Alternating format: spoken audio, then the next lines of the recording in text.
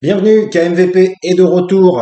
Alors, j'avais dit que j'arrêtais pendant un certain temps, mais bon, au vu encore de ce qui se passe concernant l'actualité, alors là, je voulais disserter un peu, discuter un petit peu concernant l'affaire Darmanin-Pulvar, parce que bon, à partir du moment où la République démocratique est, on pourrait dire, un peu attaquée et mise à mal, eh bien moi ça me donne envie de faire une vidéo. Alors malheureusement, j'ai déjà fait une première vidéo là-dessus que je me suis senti obligé de recommencer parce que il y a des propos qui auraient pu être mal interprétés. Bon, alors, ça va, il y a très peu de gens qui regardent ma chaîne pour le moment, mais on ne sait jamais. Peut-être un jour, dans un an, dans 2 ans, je n'en sais rien, dans 5 ans, je ne sais pas. Et donc, il faut toujours faire attention parce que aujourd'hui, vous le savez, il faut faire très attention à ce qu'on dit et ce qu'on raconte sur les réseaux sociaux. C'est incroyable. Alors oui, oui, j'ai un petit pansement, oui, j'ai une petite blessure, un petit souci qui fait que j'ai un pansement. Voilà. Euh, donc, je voulais parler un petit peu de l'affaire Pulvar-Darmanin. J'ai toujours mon petit café, petite cigarette, et je voulais parler de l'affaire Pulvar-Darmanin. En plus, justement, quand j'ai fait la première vidéo, c'était pas assez concis selon moi, peut-être enfin, je dirais pas mal expliqué parce qu'il y avait des choses intéressantes, mais peut-être que j'ai tourné un peu trop autour du pot. Je me suis peut-être plus habitué à faire des KMVP, je ne sais pas. Alors je vais démarrer parce qu'en plus c'était encore relativement long, 30 minutes. Je vais essayer de faire plus court. Donc comme vous le savez, évidemment il y a Darmanin qui a porté plainte contre Pulvar, qui a émis des propos lors de la manifestation des syndicats, parce que justement, je n'ai pas assez dit que c'était les syndicats de policiers, en particulier le syndicat Alliance, qui est le syndicat de police le plus en vue des trois. Il me semble qu'il y a trois syndicats, et probablement aussi le plus à droite, hein, probablement. Donc, si vous voulez, c'était pour réagir un peu à la plainte émise de la part j'allais dire du gouverneur, du, du ministre de l'Intérieur Gérald Darmanin en face de d'Audrey Pulvar. Donc, lorsque cette manifestation a eu lieu, un petit rappel des faits, bien que je pense que vous soyez au courant, lorsque cette manifestation a eu lieu, il y avait une forme de contre-manifestation qui finalement représente tout simplement le contre-pouvoir, puisque en plus Audrey Pulvar se présente comme candidate aux élections à Paris.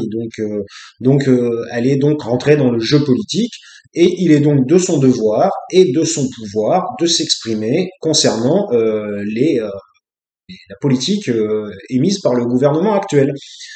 Déjà, première chose. Mais donc, si vous voulez, apparemment, ces mots ont un peu dépassé sa pensée. Elle a remis en cause l'institution policière à cause de ce qu'on peut nommer les violences policières et les bavures policières. Et puis, bah, elle s'est fait taper sur les doigts. Darmanin n'était pas content qu'il y ait une remise en cause, et donc a décidé directement de porter plainte contre elle. Donc, bah voilà, je voulais en parler un petit peu parce que dans quelle république démocratique un ministre de l'Intérieur, qui apparemment n'a que ça à faire, va émettre des plaintes contre des citoyens, ou voire même contre des gens qui rentrent en politique et qui cherchent à se faire élire, peut-être des futurs élus. Euh, c'est quand même assez étonnant, voire même je dirais aberrant, voire inadmissible. Alors justement, parce que bon, alors vous connaissez les propos de Pulvar, je ne vais pas les redire, vous êtes au courant. Si vous ne n'avez pas entendu, vous pouvez toujours vous-même aller les rechercher. Mais de toute façon, ils en parlent relativement assez à la télévision en ce moment pour que vous ne soyez pas passé à côté. Alors si vous voulez, aujourd'hui, on va essayer de faire court. Aujourd'hui, apparemment, la police, du moins, je vais pas dire la police en général, parce qu'il y a des policiers qui font j'allais dire admirablement bien leur travail. Je vais faire le faillot parce que, et vous savez qu'aujourd'hui, il faut faire attention à ce qu'on dit sur les réseaux sociaux. Et surtout en matière de politique. Attention. Euh, Ça, ils n'avaient pas prévu ça. Qu'il y ait des gens qui soient pas inscrits dans une mouvance politique officielle et qui finalement s'expriment en politique sur les réseaux sociaux. Comme si en fait la politique n'appartenait qu'aux politiciens. Excusez-moi, mais le peuple a encore le droit de parler de politique dans ce pays. Enfin, je l'espère, parce que bon, autrement, où est-ce qu'on est, hein? Je vous le demande. Et il y aurait d'un côté les politiciens qui ont tous les droits, qui n'ont le droit que de parler de politique et qui ont le droit de faire les lois, et le peuple qui, en gros, ne doit rien dire, ne doit rien répondre et juste fermer sa gueule. Excusez-moi, mais bon, ça ne me semble pas être le pays où j'ai grandi, qui s'appelle la France. Donc, je me permets une petite réponse KMVP sur le champ. Donc, nous avons des syndicats. Je vais plutôt parler des syndicats de police et non pas de la police, police, gendarmerie en général. Surtout les syndicats en particulier, dont le syndicat Alliance, hein, le plus virulent, qui en fait a fait une manifestation pour s'exprimer contre les violences et les meurtres de policiers, ce qu'on peut comprendre qu'il ne leur plaît, ça ne leur plaît pas, hein, évidemment, se faire molester ou tuer au cours de son travail, ça n'est jamais bénéfique pour personne. Ça, c'est sûr, on peut bien le comprendre. Et donc qui sont allés manifester jusque devant l'Assemblée nationale. Je tiens à rappeler que lorsqu'il y a des manifestations de simples citoyens français, l'Assemblée nationale est encadrée justement par les policiers et il est interdit de s'en approcher. Voilà, soit dit en passant. Alors donc eux, ils ont pu s'en approcher. Voilà. Donc eux, ils ont le droit. Voilà.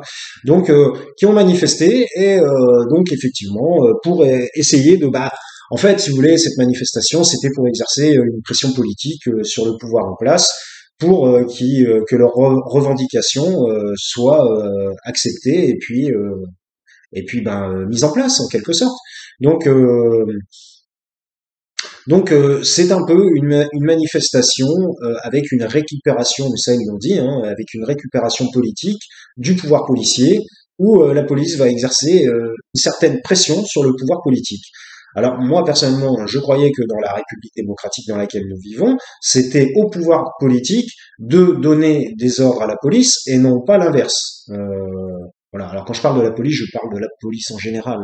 Voilà. Mais qui sont surtout menés par les syndicats.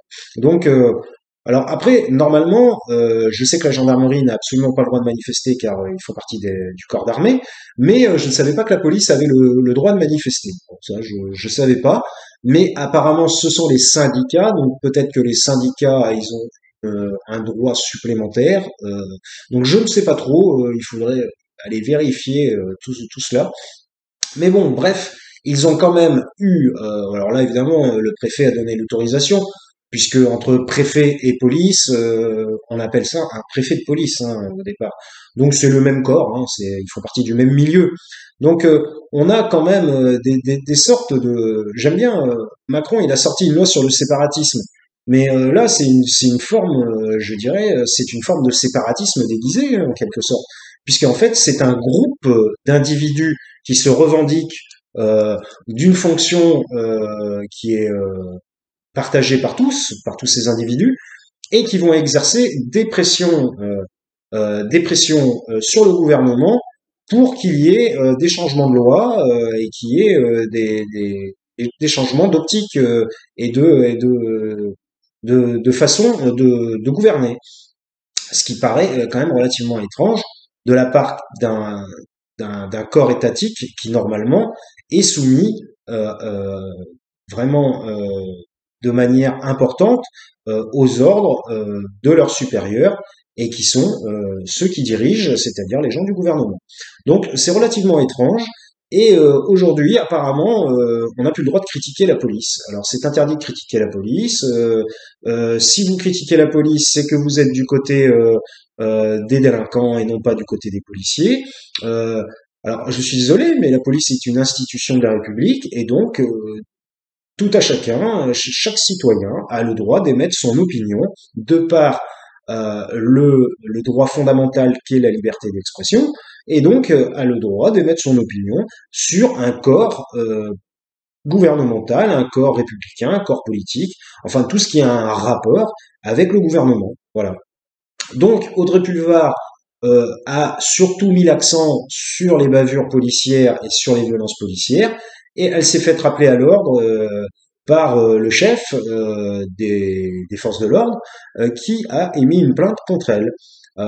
Donc on est dans une période où il est difficile, voire interdit, alors qu'il n'y a aucune loi qui a été votée à l'Assemblée qui interdit ce genre de choses, qu'il est interdit de critiquer un corps de fonction républicaine, alors que nous sommes dans un pays qualifié de démocratique. Cherchez l'erreur, ça n'est absolument pas normal. Moi, la France que j'ai connue, c'est les responsables politiques, ce sont des gens qui gouvernent, ce sont des gens qui votent des lois, et donc ils ont une responsabilité face aux citoyens, et ils ont des comptes à rendre face aux citoyens. Si le seul compte à rendre, c'est les élections présidentielles, excusez-moi, ah ben ça va, ils sont tranquilles. Alors il y a une élection présidentielle, et puis bah pendant 5 ans, t'es tranquille, et puis après, bon donc des bras d'honneur, va te faire foutre à tout le monde. Puis après, c'est ah ben maintenant vous pouvez vous exprimer. Ah, on a le droit de s'exprimer un jour en 5 ans alors, c'est ça. Ouais, après le reste du temps, c'est niet et il faut se taire. Alors je suis désolé, c'est une forme de manipulation. Une fois de plus, on est dans la manipulation politique, dans ce qu'ils appellent la politique politicienne, où on essaie d'écarter la voix du citoyen. Alors après, je comprends que les réseaux sociaux peuvent leur faire un peu peur, mais les réseaux sociaux, ça touche tout le monde. Tout le monde peut se faire maltraiter, agresser verbalement sur les réseaux sociaux, voire même harceler parfois. Euh, Si vous voulez, il n'y a pas que eux qui sont des victimes des réseaux sociaux. Tout à chacun, on peut tous, étant donné que tout le monde est sur les réseaux sociaux aujourd'hui, on peut tous être victime d'une problématique qui naît sur les réseaux sociaux ou alors qui est accentuée par les réseaux sociaux. Eh ben c'est comme ça, il paraît qu'il faut vivre avec son temps, il faut vivre avec la technologie. Et qu'est-ce que vous voulez qu'on y fasse? Alors dans ces cas-là, qu'ils arrêtent de nous emmerder, qu'ils arrêtent de nous faire chier, qu'ils votent des lois, des lois, des lois, puisqu'ils savent faire que ça et que c'est leur fonction de voter des lois. Donc qu'ils votent des lois. Alors moi, il me semblait quand même qu'il n'y avait pas encore normalement sur les réseaux sociaux la loi qui existe, c'est l'interdit à la discrimination raciale, à l'antisémitisme et à l'homophobie, me semble-t-il. Euh, dans ces cas-là, ben, qui vote une loi à l'Assemblée qui interdit la discrimination envers la police et qui interdit la critique envers les forces de l'ordre. À partir du moment où ils votent la loi, et encore, on pourrait dire ouais, on accepte parce que la loi est votée, mais on sait très bien comment ils votent les lois. Il suffit que vous regardiez mon ancienne vidéo concernant la loi sur le pass sanitaire, et les lois, vu la majorité qu'ils ont, ils votent tout ce qu'ils veulent. Tout passe. Il est impossible, à cause d'une majorité écrasante de leurs députés, que la loi ne passe pas. Donc en gros, c'est une mascarade une fois de plus, comme je l'ai dit, c'est une fumisterie, une mascarade. C'est limite, c'est clownesque quoi. C'est-à-dire, on, on a vraiment l'impression, je dirais, ouais, tout est manipulé, hein, mais manipulé de manière plus ou moins régulière, quoi, en quelque sorte. Je dis bien plus ou moins, hein. Mais euh, en gros, tout est verrouillé, tout est fermé, et il est extrêmement difficile de les contrer, puisque finalement tout est verrouillé de tous côtés. Donc voilà. Mais moi, je pense que dans une république démocratique qu'est la France, dans ce beau pays où j'ai grandi, sans insouciance de la réalité, les vrais reconnaîtront, eh bien, nous avons le droit de nous exprimer. Audrey Pulvar a utilisé sa liberté d'expression, ça ne leur a pas plu. Elle a peut-être été un peu virulente, véhémente, mais eh ben dans ces cas-là, eh bien c'est un affrontement politique qui se fait et il n'y a pas à mettre en ordre et en œuvre la justice derrière et à porter des plaintes. C'est ridicule. Moi, je pense finalement que ça les dessert plus que ça sert le pouvoir en place. Voilà. Donc, on va en terminer là, 15 minutes. J'ai dit beaucoup moins de choses que sur la vidéo que je voulais poster tout à l'heure, mais le fond de ma pensée a été à peu près exprimé, puisque nous sommes encore dans une république démocratique. N'oublions pas le mot démocratique, où nous sommes quand même le pays qui a mis en place les droits de l'homme et du citoyen. C'est quand même dommage et voire inadmissible que tout ce qui soit fait aujourd'hui par les gens qui soutiennent le gouvernement de la République en marche militaire, c'est comme ça qu'il faut l'appeler, eh bien, C'est tout à fait anormal comme situation. C'est une situation qui justement foule au pied la République, c'est le cas de le dire, et qui souvent est beaucoup plus proche des bottes des forces de l'ordre que l'inverse, ou que du citoyen. Ce serait plutôt aux forces de l'ordre de s'approcher du gouvernement et non pas au gouvernement de s'approcher des forces de l'ordre. Mais enfin bon, bref, euh, comme je l'ai dit dans l'ancienne vidéo que je n'ai pas postée, les forces de l'ordre ont tout à fait le droit d'avoir des revendications. Il n'y a pas de souci. Ce sont des gens qui ont un travail que je reconnais pas facile. Je sais plus si j'ai dit oui, j'ai un pansement, oui. Il me semble que j'ai dit. Vous avez remarqué, hein. Vous foutez pas de ma gueule, je vais vous mettre en justice. Et les forces de l'ordre ont tout à fait le droit d'avoir des revendications concernant leur métier, ont tout à fait le droit d'avoir des demandes qui doivent normalement remonter à leur délégué particulier, qui est donc le ministre de l'Intérieur, à leur chef, qui est le ministre de l'Intérieur, qui lui ensuite doit faire ça remonter à l'Assemblée et tenter de faire voter des lois dans un bon mouvement républicain et démocratique.